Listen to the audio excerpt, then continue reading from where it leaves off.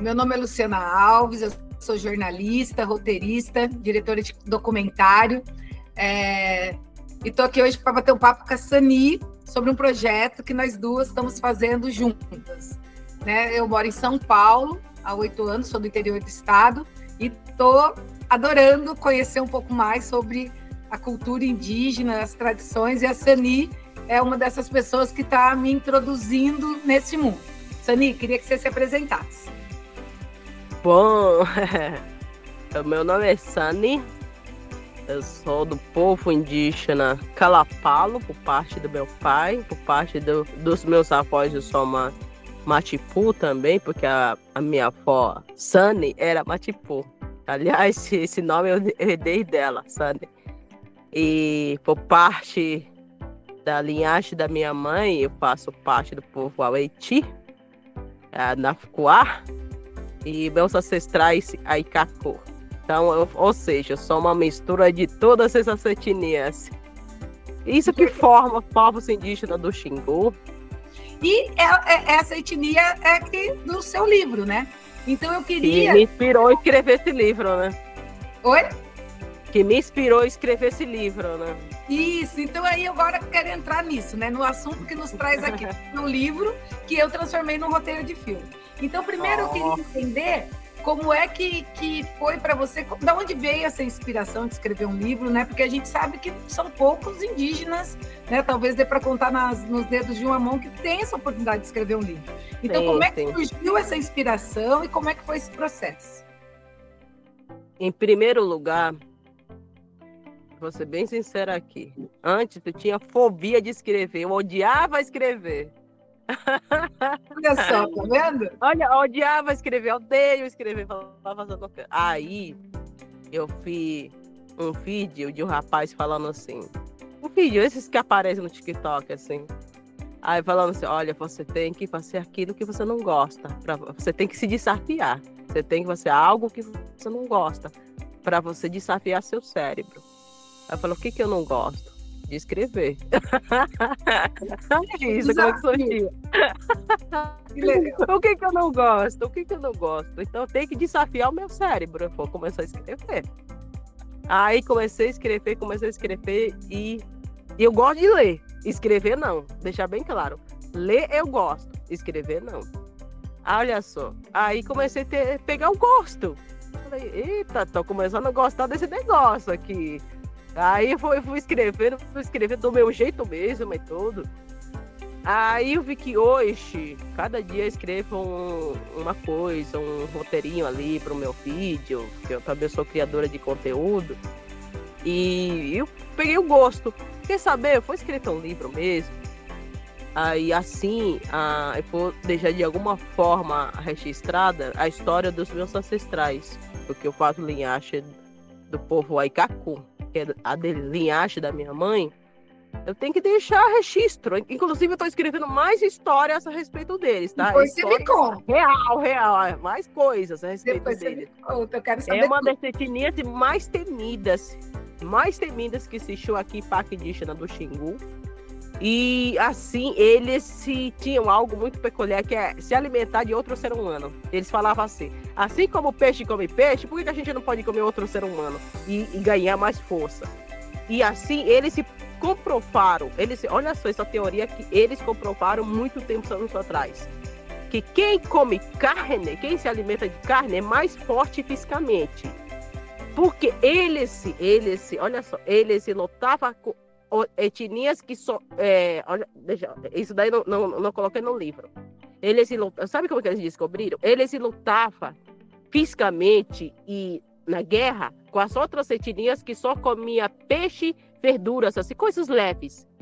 E eles não tinham força suficiente para encarar os que comiam só carne. Sabia disso?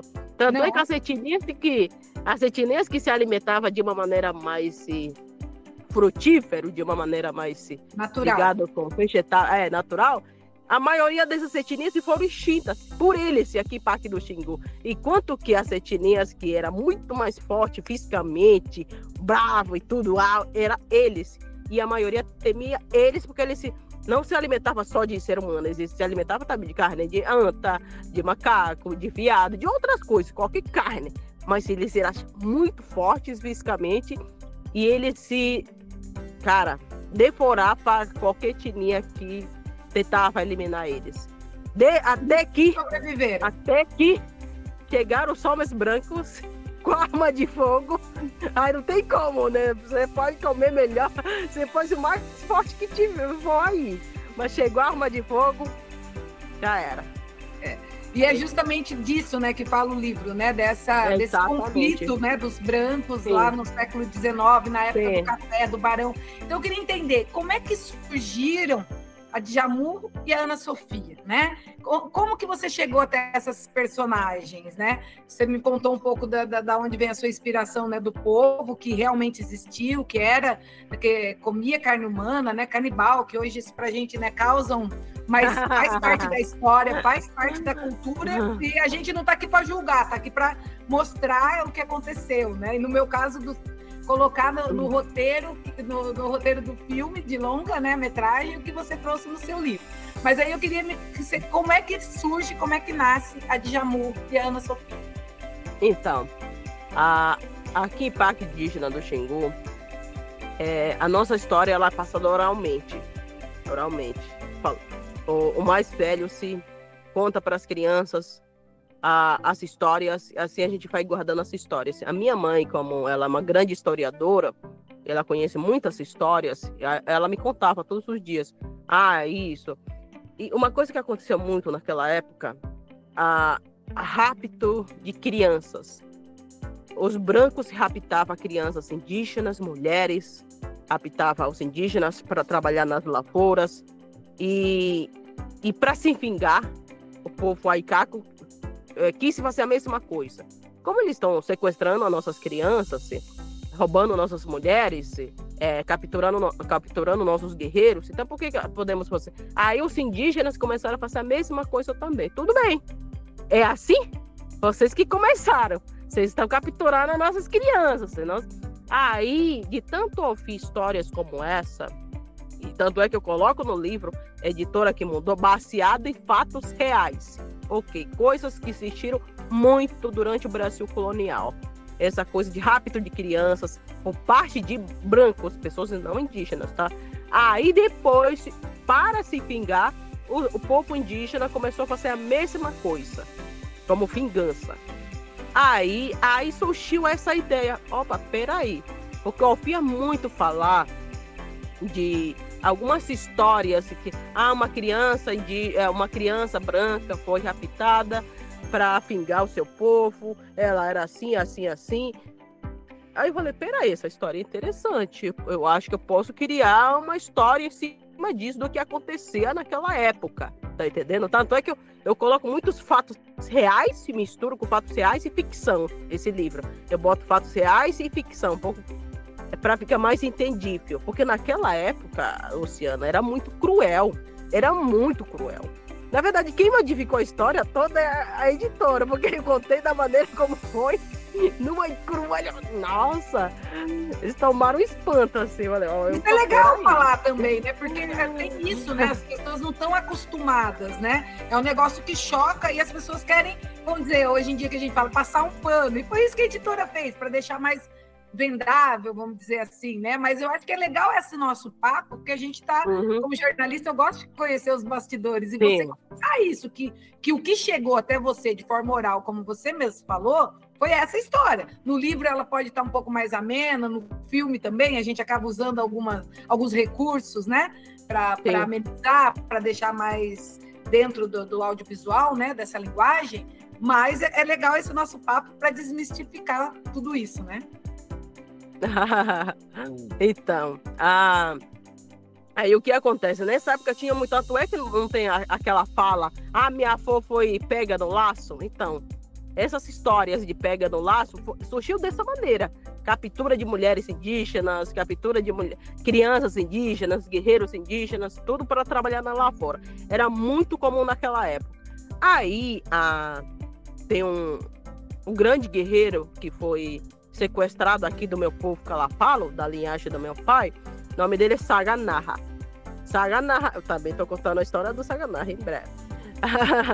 Ele foi capturado, a mesma coisa. Levaram ele, só que em vez de colocar ele como escravo, a mulher branca se casou com ele teve 4 filhos, tudo isso. Ou seja, tinha muitas dessas histórias nessa época. Por mais que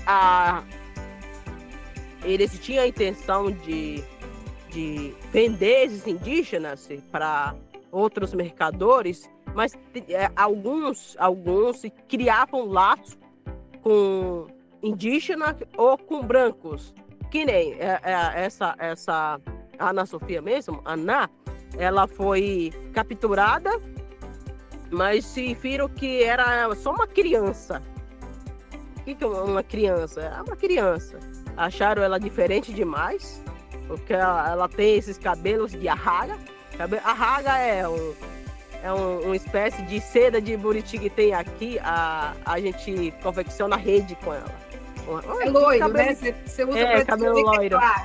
É loiro. Aí, que cabelo interessante, diferente. Porque, ó, o nosso cabelo aqui é preto. É preto. De repente, olha assim, mas que criança diferente. De onde será que é? Sabe? Começa a criar um tipo de... de um olhar mais diferente, mais um olhar divindade até porque assim nós indígenas estamos acostumados com o nosso biotipo, a nossa fisionomia. De repente a gente olha, será que ela é humana também ou pode ser algum filhote de um deus, sei lá, alguma coisa assim. Começa a criar uma teoria de que ela não pode ser bem humana. Então, vamos deixar ela crescer entre a gente, vamos ver no que vai dar, entendeu? É mais ou menos assim também. Criar esse certo olhar de endeusamento, sabe? Já ficou encantada, né? A primeira vez que viu, né? Você descreveu isso muito bem no livro, esse encantamento que fez ela pedir pro pai para raptar, né? Não vamos contar tudo, mas... Aí olha assim, nossa, que interessante, que ser diferente esse, vamos pegar para nós. Como o povo dela tá pegando o nosso povo, vamos trocar, tipo isso. Como o povo dela tá pegando tudo, tá capturando todos os indígenas por aí, então vamos fazer o mesmo. É isso. É uma troca. Se os brancos podem, a gente também pode. Mais ou claro. menos... É troca. Sim. Aí... E a Djamurro? A Djamurro, você se inspirou em alguém que você conhece? Djamurro é uma inspiração. Djamurro é uma cacica aqui do Parque Indígena do Xingu. É uma das líderes mais respeitadas da história do Xingu. É uma líder cacique, mulher. Djamurro, ela era de um povo...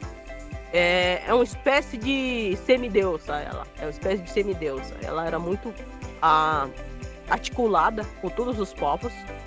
E ela é conhecida pelo lago que ela formou, a aldeia que ela criou. Pela história dela, de poderes que ela tinha. Então, eu me inspirei no nome de Djamurro, porque realmente essa Djamurro existiu aqui em Parque do Xingu. É uma das líderes mais respeitadas e mais belas que tinha também aqui em Parque do Xingu. Aliás, tem muitas Djamurros que se chama Djamurro aqui em Parque do Xingu. As indígenas, homenagem a ela. É uma indígena real que existiu. É uma líder mulher, guerreira, muito bem respeitada. Então, a parte da Djamurro, ela é real, é uma mulher belíssima e guerreira. É isso. Que bacana. E voltando à questão do livro, de você escrever o livro e tal, o que foi mais difícil para você nesse processo? Você falou que não gostava. O que foi mais difícil? Você está aí no Alto Xingu, está longe, fazer contato com editora, né? Esse mundo muito diferente do que você está acostumado. Você Sabe por quê? Sabe por quê? É uma forma de... Porque assim, tem muitas histórias aqui que elas são abafadas. Por quê? Tem homossexualidade. Tudo que tem a ver com um pouco de homossexualidade, não vamos contar isso daí, deixa pra lá, sabe? Por quê? Vergonha. O que a cultura indígena na verdade, essa história é uma forma de protesto. Quem sabe eu vou escrever e pronto, foda-se. Entendeu? Você, né? Você gosta, né? Você é uma pessoa polêmica, né? Eu gosto de confrontar o sistema, porque eu tô sendo processada pelo sistema, né? Aí, assim, aqui na nossa cultura, tem muito disso também. Só deve existir casamento heteronormativo para que a gente se reproduza e aumente a população. Isso foi ensinada desde milhões de anos atrás, há séculos. O que muitas das vezes o povo indígena aqui do Xingu esquece, que também tem pessoas que se relacionam com pessoas do mesmo sexo, só que não é falada, é abafado para que não envergonhe os caciques e os líderes. Tá entendendo? Por mais que exista esse interesse, mas ela não é falada para não envergonhar a cultura e os líderes. Porque o que é recomendado aqui em Parque do Xingu, para que as pessoas se relacionem com pessoas do sexo oposto, homem e mulher. E isso é o correto. Você está falando que existe preconceito. Como existe preconceito muito. Na nossa cultura, aí também existe preconceito como a homossexualidade. E outra coisa, pessoas falam, esse preconceito existe por causa do cristianismo. Mentira, isso daí não é verídico. Porque vocês não são cristãos e existe... Não somos cristãos. Isso daí não é verídico. Entendi. Isso daí existe porque os líderes incentivaram isso daí. Os líderes indígenas. Não foram os deuses. Os líderes incentivaram para que os indígenas se reproduzam, para que povoe o planeta. E é isso. Correto? Na cultura indígena, aqui do Xingu, é isso. Não é o cristianismo que incentivou isso daí. A maioria nem conhece o cristianismo aqui. Aqui a maioria é politeísta, que acredita em deuses, semideuses, encantados, tudo isso. Ou seja, a gente sabe que existe, os povos aqui sabem que existe, só que lá é abafado, para que não se propague, para que não inspire outras pessoas, para que outras pessoas também não se convertam, segundo eles. Tá entendendo? Aí eu quis escrever essa história exatamente para confrontar tanto com a minha cultura, que é hiper machista, hiper preconceituosa, e tanto com confrontar com o sistema aí do mundo de vocês. É isso. É uma mensagem. Ok, tá bem, existe indígenas, assim, indígena também é ser humano, queira você ou não, é isso. Eu acho que já está adiantando um pouco, vou dizer assim, a história das duas mais adultas, né? Porque o livro se passa nelas adolescente, entrando na fase adulta, né? E o filme acaba, né, com elas, né, o roteiro do filme já adultas, vamos dizer assim, sem dar spoiler, mas podendo tomar, né, decisões. É uma trilogia. Essa primeira parte que você está roteirizando, tem a segunda parte. Você já escreveu a segunda parte? Sim, já escrevi. Oba! A segunda parte e a terceira. Eu já estou na finalização da terceira já. Tem tudo isso. A terceira tem já muita história. É que é isso que eu tô falando, você tá adiantando. Aliás, eu vou querer seu feedback depois, hein? Tá bom. Terceira. Combinado. A terceira é algo bem... Vai ser daquele jeito, minha Legal. gente. Porque eu acho que aí você vai entrar mais nessa polêmica, né? Eu acho que o toca nesse assunto, né? Que é o roteiro que eu conheço, que é o livro que eu conheço mais, que eu roteirizei. Toca nesse assunto de uma forma muito sutil, fica um pouco subentendido, não foi direto, né? Talvez, né? Eu acredito. Você leu o roteiro também, acho que isso ficou sutil. Outras pessoas que leram entenderam, mas acharam sutil. Talvez na trilogia, no segundo e no terceiro, aí isso virá à tona de uma forma mais, né, clara, contundente. E aí sim, preconceito e tudo isso que você está contando que existe aqui, ainda hoje existia lá e continua existindo, independente da cultura. É uma tristeza. Ainda hoje. É uma tristeza, mas existe, infelizmente. Sempre vai ter gente escrota em qualquer lugar. Sempre. Preconceituosas. Né? Sempre. E não tem jeito, né? Não tem jeito. E me fala uma coisa. Deixa eu perguntar uma coisa, Luciana. Como é que você lidou com tudo isso quando você leu o livro pela primeira vez? Opa, o que eu entendi disso? Então, foi exatamente, eu li e eu entendi que tinha ali mais que uma história entre duas amigas, né?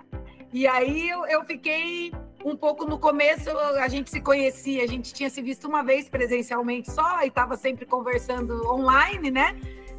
Troca de mensagem, eu fiquei pensando, eu vou ter que conversar isso com a Sani, eu vou ter que perguntar isso para ela, por mais, né, que seja ficção, não é, mas tá aqui, eu tô entendendo isso. Não é só ficção, é baseado em fatos reais. Exatamente. Então eu falei, aí eu te perguntei, né? A gente se encontrou pessoalmente e eu toquei nesse assunto com você, e aí você me falou, sim, né? Tá de forma sutil, mas eu quero tratar desse assunto, sim, porque esse é um assunto que incomoda a sociedade de uma forma geral, né? A gente viu nos últimos décadas, né, o quanto a gente evoluiu em relação a isso, né? Agora a gente tem o casamento homossexual, né, que a lei, né, permite casar, ter todos os direitos civis e tal. Talvez aí na aldeia isso ainda esteja no estágio bem anterior, né? Bem então, lá retrô.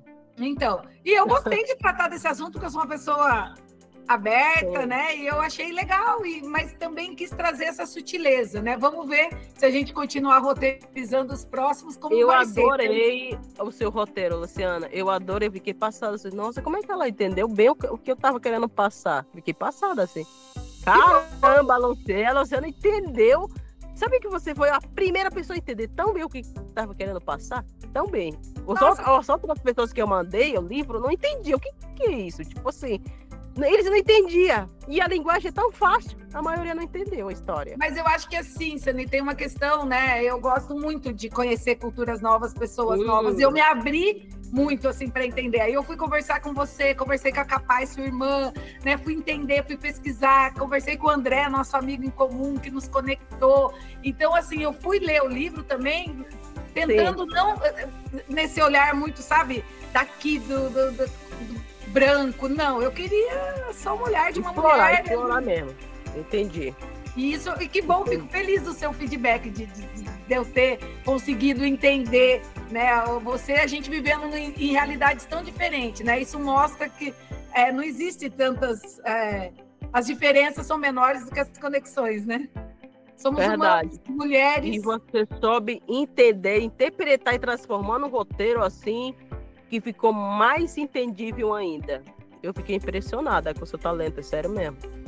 Eu agradeço, porque assim, o audiovisual, acho que dá traz, né, força da imagem. Eu adoro ler, eu li a minha vida toda e trabalho com audiovisual, então também gosto muito disso. Então, contar a história também nessa sutileza das imagens é muito legal. Eu tive ajuda também de pessoas que, né, trouxeram muitas ideias, então foi muito gostoso mergulhar em tudo isso. Você me contou, e eu queria te perguntar um pouco, porque a gente traz no livro também algumas histórias, né? A história do fogo, a história da mãe natureza, né? E eu queria que você contasse isso, porque você me falou que tudo isso, né, do Quarupi, que é um momento muito especial para vocês, a questão da menstruação da menina. A gente trouxe muita coisa no livro que é verdade, né? O roteiro é ficção, o livro é ficção, baseado nesses fatos reais que você trouxe e você me explicava com muita paciência tudo isso. Então, conta para quem está vendo a gente um pouco dessas tradições que vão encontrar também no livro e quem sabe no filme, né? Se a gente conseguir gravar esse filme. Bora, faz pro cinema, essa é a ideia.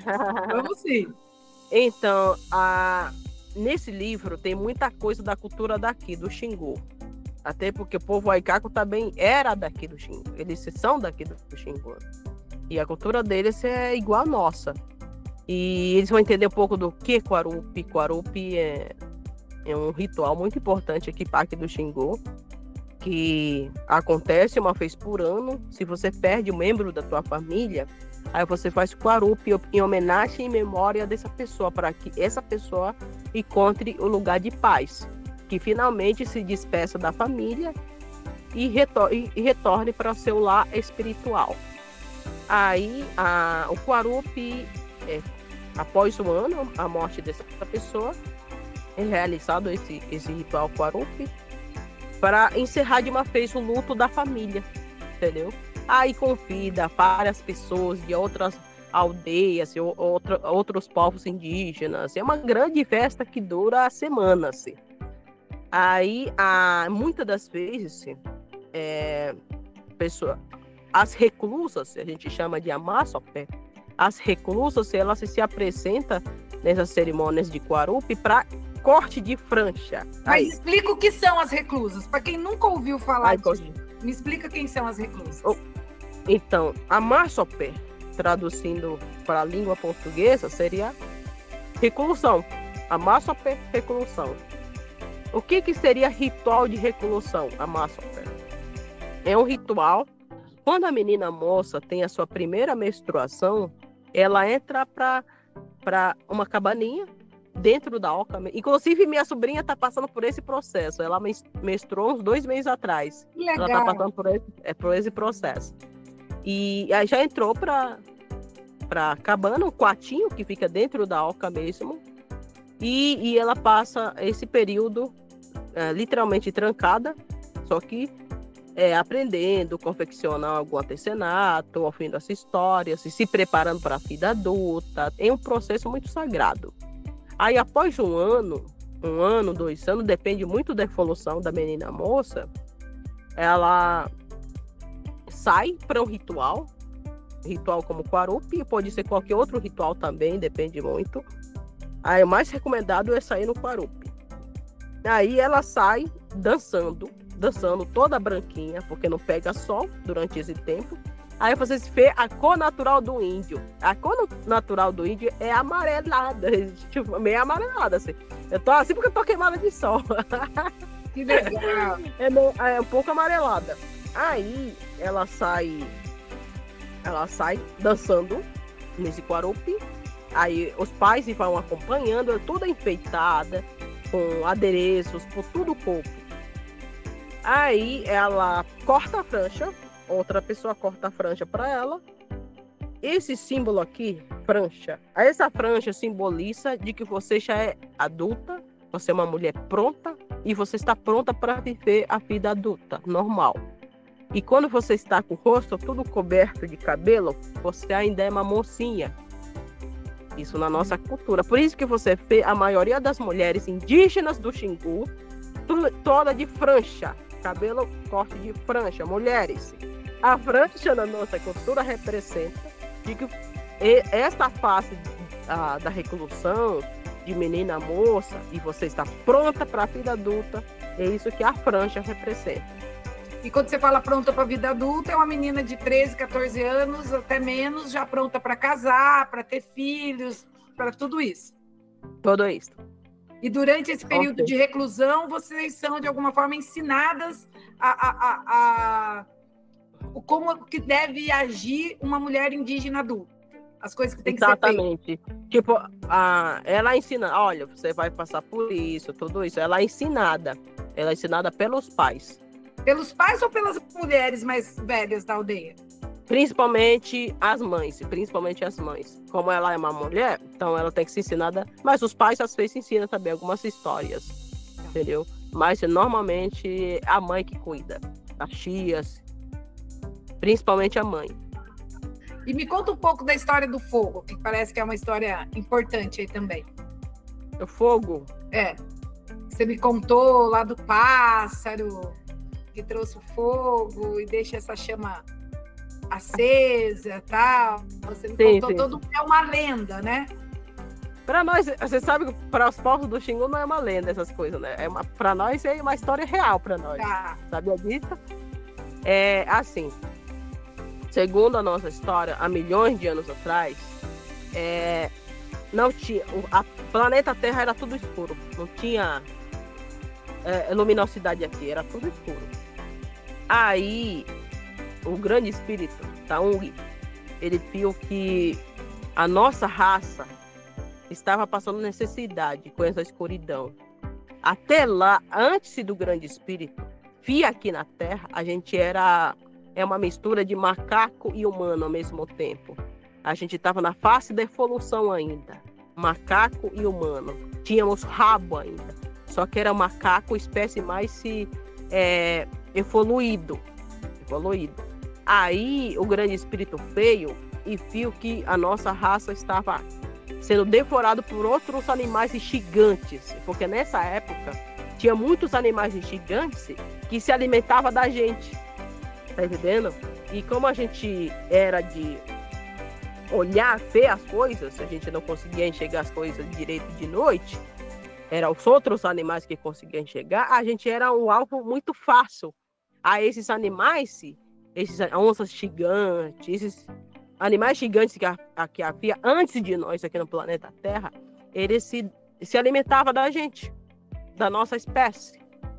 Aí o grande espírito pensou assim, tá tudo errado, não pode ser assim não. Se eles continuarem se alimentando de vocês, a raça humana não tem futuro, tá entendendo?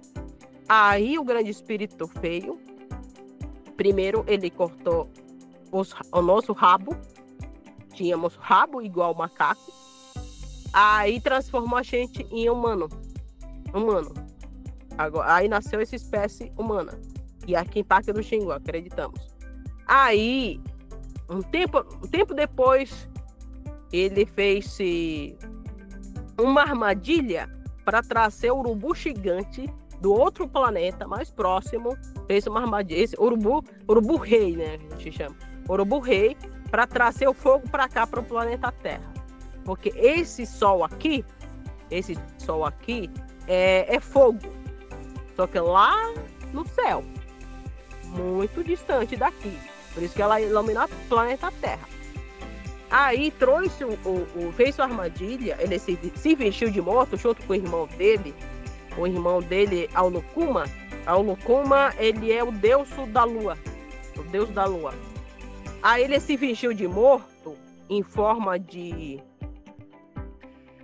a gente chama de Assacuengo.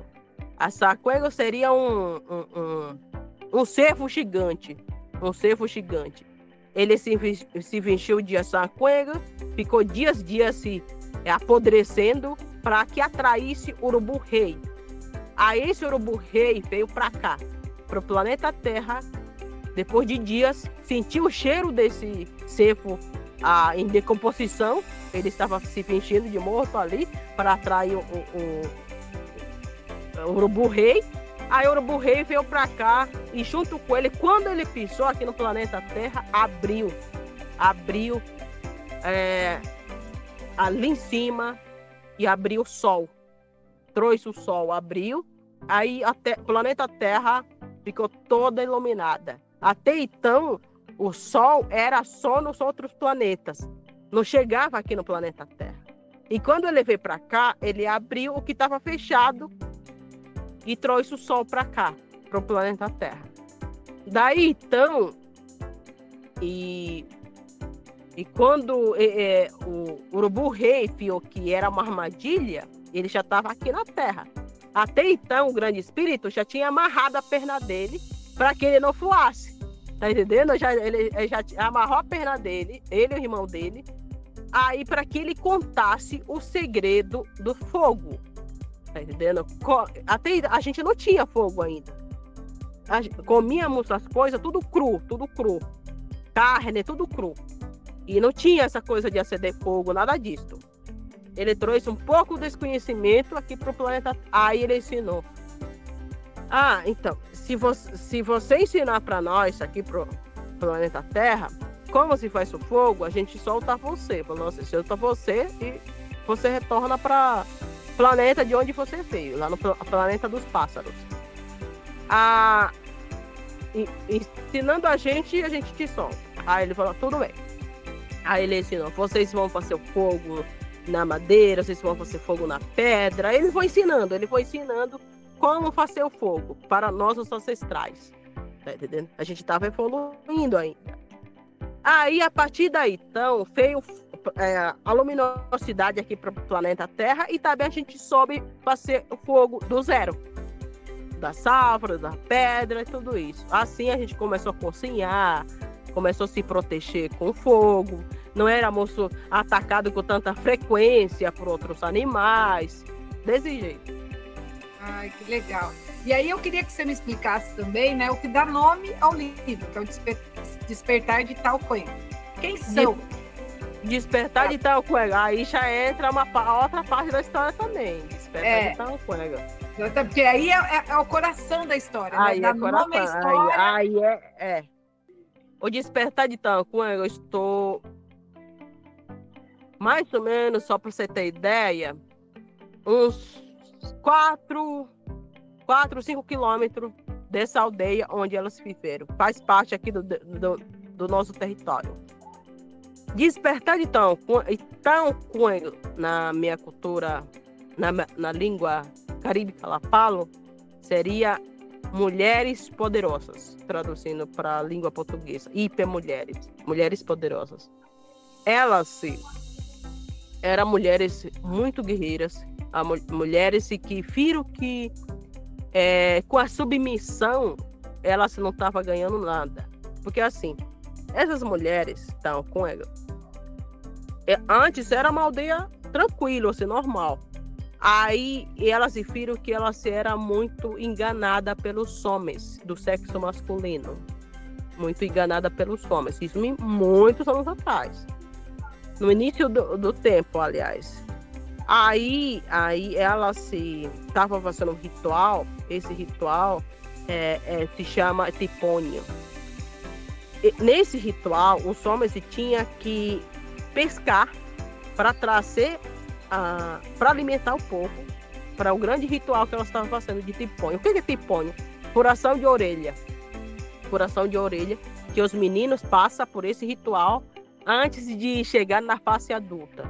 Os meninos, ritual de passagem de homem. A massa seria ritual de passagem de mulher. Tipônio seria ritual de passagem de homem, que é furação de orelha. Legal. Aí ela se mandaram os maridos dela para pescar. Vão lá, a gente tem esse ritual e vai estar chegando muitos convidados aqui. Vocês têm que pescar muito peixe. Aí os maridos dela vai lá pescar aqui perto, no Garce. Só que em vez de retornar para casa, deixa elas aí. Aí, tá entendendo? Os homens, em vez de retornar para casa, eles começaram a tomar uma espécie de chá sagrado que tem aqui. Eles tomaram uma espécie de chá, aí começaram a se transformar em homens porcos. Começaram a se transformar em porco. Aí as mulheres vão lá ver o que estava, porque eles estavam demorando para chegar na aldeia. Cadê os homens? Aí uma delas vai lá para ver e viu que os homens estavam se transformando em porco. Porque eles se provaram do fruto proibido. Esse fruto que eles tomaram, chá, eles não poderiam tocar naquilo lá. Não poderiam tocar naquilo. Ali era um fruto proibido pelos deuses. Quem tocasse ali se transformaria em alguma coisa. Aí, como os homens, a ordem que eles receberam das mulheres era que eles se fossem ali buscar o peixe para alimentar o povo para esse ritual de tipônia, e eles não obedeceram. Eles não obedeceram. Aí o que elas pensaram? Olha só, os homens nunca nos obedecem nada, nunca. Eles não nos respeitam, eles não têm obediência.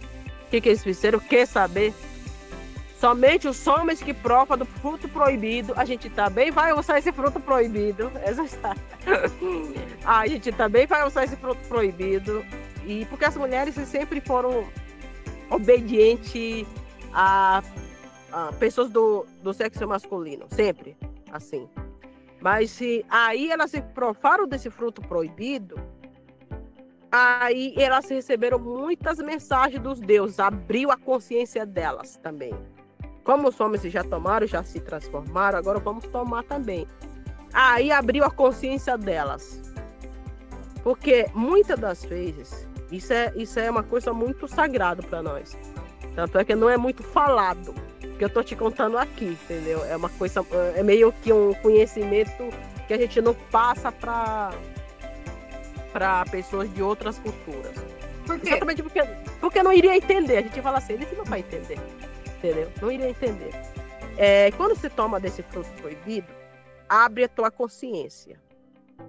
E você vê que você só está vivendo dentro do padrão que você foi criado. Você não está explorando toda a sua humanidade. Você só está vivendo no mundo criado pelos homens, para que você viva em submissão. Tá entendendo? A cultura cria submissão. Sim. Os homens queriam suprimir tudo, uma cultura para te manter no cativeiro mental. Você tá me entendendo? Sim. No cativeiro mental.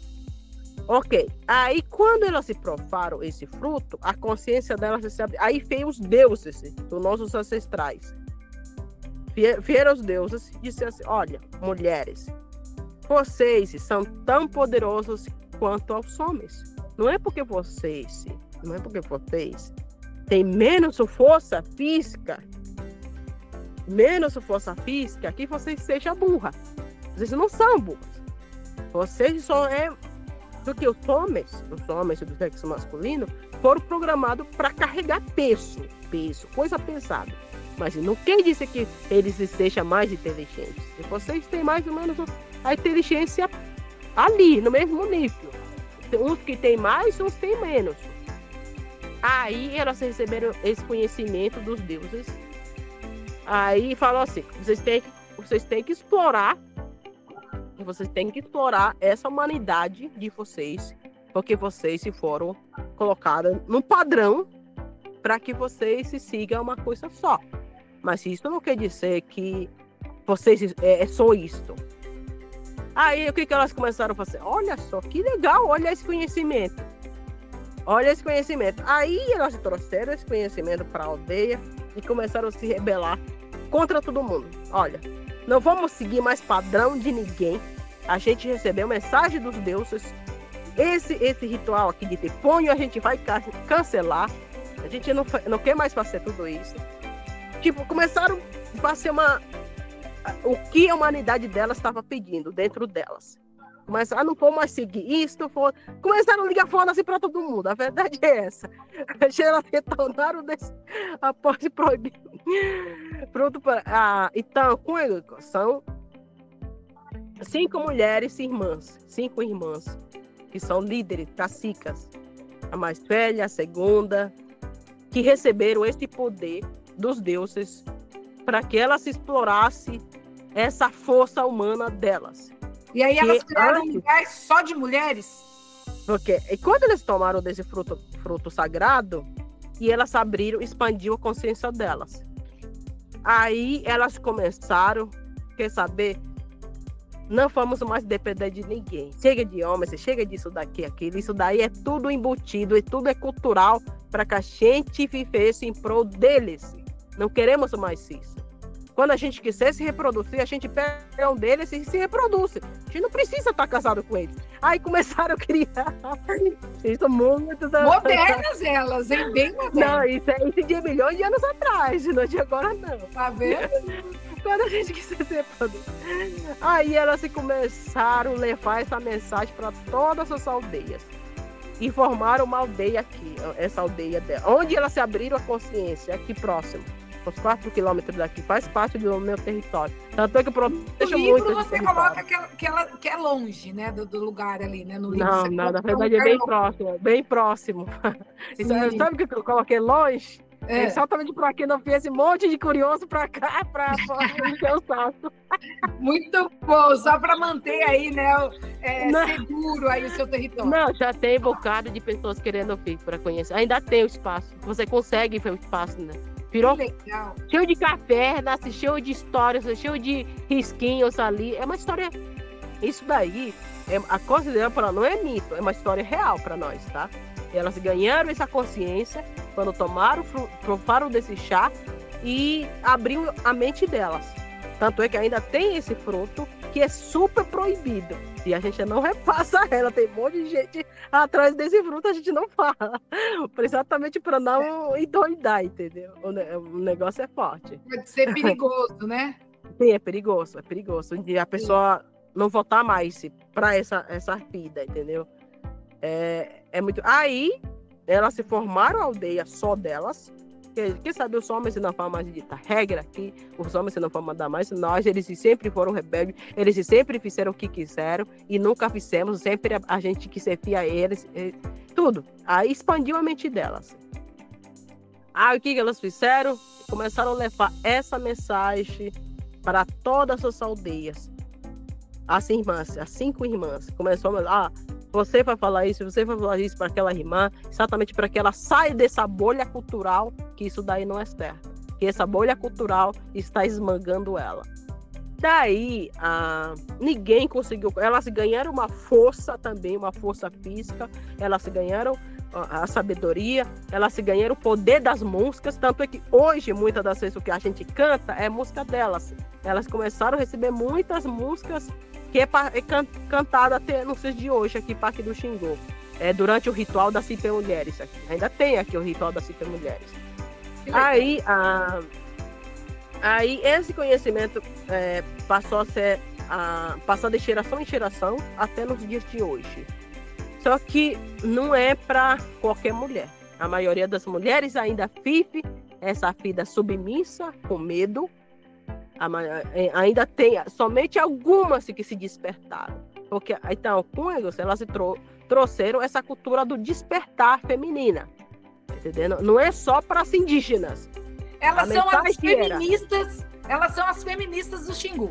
Exatamente, de milhões de anos atrás, não é de agora. Sim. Elas trouxeram esse despertar feminino para passar essa mensagem para a humanidade toda, para todas as mulheres, onde estiverem. Essa foi a mensagem delas. Bacana. Não, tem muita coisa legal aí, né, no seu livro, que eu tentei trazer, né, também para o roteiro. E aí eu queria entender para você o que você acha, né? A gente conseguiu fazer esse roteiro com um incentivo, né, da Secretaria da Cultura de São Paulo, do PROAC, e a gente sonha em colocar o projeto do roteiro e virar um filme, um longa. Né? Tudo que eu queria, imagina. Quer ganhar vida, né? O que seria para você isso? O que seria para você? O que seria para mim? Qual a importância desse roteiro, né, do livro que virou roteiro e do roteiro que virar um filme, trazendo essas histórias, resgatando, né, um pouco das tradições. É ficção, mas a gente sabe que é baseado em fatos reais. Então, qual que você acha que é a importância de um filme, né, com essa narrativa? Existem muitas histórias aqui em Parque do Xingu. Eu acho muito importante esse despertar feminino. Eu sei que no mundo ainda muitas mulheres sofrem demais. Elas são espancadas, elas são tratadas como uma espécie que não tem muito valor. Eu acho que a mensagem delas, a citar um pouco, é bem clara. Levar para todas as mulheres do mundo inteiro, para que elas se vejam nelas quanto poderosas elas são. Que elas não merecem ser tratadas de qualquer jeito, que elas se merecem respeito, que elas não são menos do que o homem só porque é mulher. Tá entendendo? Essa era a mensagem delas. Então, esse livro traz amor, esse livro traz guerra, esse livro traz, antes de tudo, esse despertar da mulher feminina. Exatamente para que a gente não fique aí se submetendo, submissa aos homens. Despertar feminino. Tá, isso não quer dizer que a gente não seja mais do que eles, ao contrário, a gente está no mesmo nível. Mas concordo super com você. Que a mulher cria essa força interna dentro dela. Mas eu falo também, além da questão feminina, que é algo que eu super defendo a minha vida inteira, eu trago também essa questão de jogar a luz em cima das tradições dos povos indígenas, né? Contando um pouco dessas tradições. Então, isso eu acho que é pouco explorado pelo cinema. A questão feminina é bastante explorada, mas a questão feminina indígena e a questão dessas tradições indígenas, em especial dos povos aí indígenas do Xingu, eu fico imaginando que isso vai jogar luz em cima, né, desses temas. E se isso é legal para vocês, né, o que pode trazer de bom nisso para vocês? E, né, a nossa cultura aqui, Parque do Xingu, é uma cultura patriarcal. Aqui, as mulheres já disseram, os homens se farão de tudo para se manter no poder, até criar histórias para que eles se mantenham no poder. É só você olhar no mundo. Em maior parte do planeta todo aí, quem você acha que está no poder? A maioria, homens, não é? Sim. Só você observar, homens. Os números mostram isso. As Cipé Mulheres, elas não vieram só para nós aqui, os povos do Xingu. Vieram para mulheres do mundo inteiro. Dizendo, os homens se farão de tudo para se manter no poder. até criar histórias. Exatamente para que nós, mulheres, fiquemos abaixo deles. Nas decisões, nos trabalhos, na cultura, em todos os sentidos. Aí, na minha cultura aqui, Parque do Xingu, eles sabem muito bem disso. O que eles fizeram? Eles se juntaram. Criaram uma cultura nova após as mulheres, exatamente para que eles combatam essa ideia de que as mulheres nunca ultrapassem eles. Quem tem direito de se casar com 2, 3 mulheres é o homem. Quem tem o direito de ditar regras é o homem. Aqui, Parque do Xingu.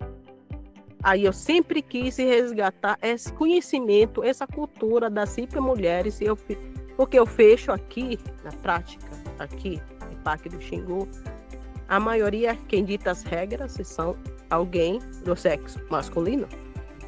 E a mulher é tratada como apenas a fala deles é bem escrota, pode ser bem escrota, a fala dos homens, a maioria dos homens. A mulher é tratada apenas como depósito de esperma. E é assim que eles se falam, os homens daqui. É isso, tô te traduzindo para você ter consciência de como é que o índio, ok. Cara, mas não são todos, né? Tem uns bacanas, a maioria. Que triste. A maioria pensa assim, tá? Tem uns bonzinhos, tem uns legais. Eu não tô dizendo aqui da minha aldeia, tá? Aqui da minha aldeia, o povo daqui é bem evoluído. Ainda bem por conta de nós. O povo daqui já mudou a consciência. Por conta do nosso trabalho aqui. Eu digo desta aldeia. Assim, as outras aldeias, infelizmente, ainda tratam a mulher. É permitido, é violência contra a mulher aqui, tá? É permitido. A mulher não tem o direito de trair, o homem pode. O homem pode trair tranquilamente. A mulher traiu, levou pancada, levou agressão, ninguém pode fazer nada.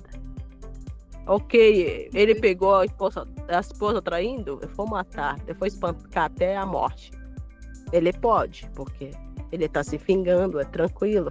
Ou seja, infelizmente, eu vivo numa cultura hiper machista, muito mais machista que a tua sociedade. E fazer esse livro é um protesto. Exatamente trazer à tona a memória dessas mulheres que eu tanto admiro e dizer que não é porque outra pessoa é mais forte fisicamente que deve mandar em mim. Não é porque outra pessoa é mais forte que é mais inteligente. Não é porque outra pessoa é mais alto que dita regras e que deve mandar e a aldeia toda. Não é assim não. Então esse livro é a forma de protesto de tudo que eu vivo aqui na cultura e também tudo que eu fecho afora no mundo. E é isso. Eu fico feliz de te ajudar nesse protesto, né? Porque eu também sou uma mulher que luto pelos direitos femininos, né? A vida toda. Então, eu fico feliz, né? Aquilo que eu falei, não é mais, é igual, né? E eu vivo isso na minha casa, com meu filho, com meu marido, né? Somos iguais. Exatamente. O espírito deixou bem claro isso. Somos iguais. Né? A gente está falando de respeito, não é nada diferente disso. Mas aí, para a gente finalizar, você sonha em ver esse roteiro transformando em filme? Caraca, tudo que eu mais quero. Vai ser um despertar feminino. Acredito que as mulheres, aqui na região onde eu vivo, elas vão ficar bastante felizes, sem espírito. Vai ser estrondoso demais, se for. Eu tenho certeza que você vai fazer acontecer, hein, Luciana? O que depender de mim. Você vai fazer acontecer. Estou bastante confiante nisso, até porque você é hiper profissional, antes de tudo, uma hiper mulher também, né? Para levar toda essa mensagem. É nada, estamos aqui trabalhando, mas o que depender de mim, a gente, sim, vai lutar para que esse roteiro vire um filme e ajude aí, né, as hipermulheres a saber, né, o poder que tem, saber usar sempre, né, para o bem, para o respeito, é só isso que a gente quer. Na nossa cultura... O bem e respeito. Né? Nunca, elas falam, nunca acima de homens, nunca acima de mulheres. Respeito. É isso. Exatamente. Para finalizar, alguma mensagem que você queira deixar? Nosso papo? Olha só. Posso deixar uma mensagem das mulheres aqui? Que é uma coisa que elas sempre falavam. Você não imagina quanto poder que você carrega dentro de si, porra! Ótimo, ótimo. Agradeço super o nosso papo, adorei, né? E vamos torcer, trabalhar para divulgar o roteiro e que ele saia do papel e entre nas telas aí, nas telas grandes, né, do nosso país tão diverso, né? Com tantas culturas, com tanta coisa para ser dita. É nóis, obrigada. Obrigada, Sani. Um abraço, viu? Até mais. Tchau, tchau.